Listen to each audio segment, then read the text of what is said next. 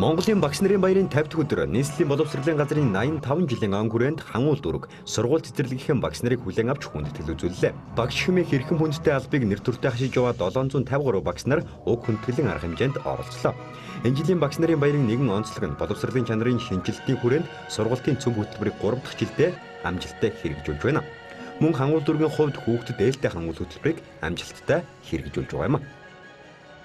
Хангуул дүрэг маань өөрөө хүүхдэд ээлтэй хангуул хөтөлбөр гэдгийг хэрэгжүүлээд 3 дахь жилдээ явж байгаа. Энэ хөтөлбөрийн хүрээнд одоо сурагчдын сурах таатай орчныг маш сайн бүрдүүлж чадсан маш олон кабинетүүдийг байгуулж өгсөн байгаа. Жишээлбэл химийн, физикийн, тийм ээ, зураг технологийн гихчлэн энэ юунуудаа бол хөтөлбөрөөсөө шанхуулжуулсан.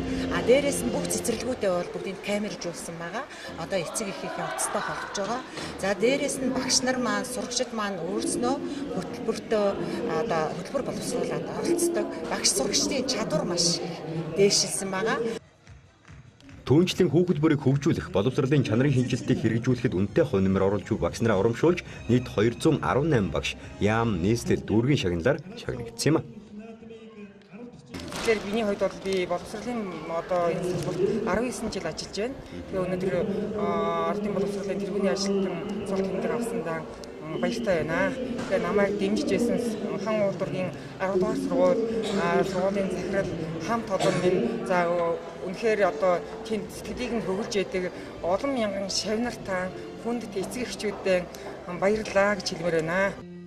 Мөн түүнчлэн хангуул дүргийн авьяаслаг сурагчид урлагийн тоглолтоор багш нартаа бэлэг барьсан юм.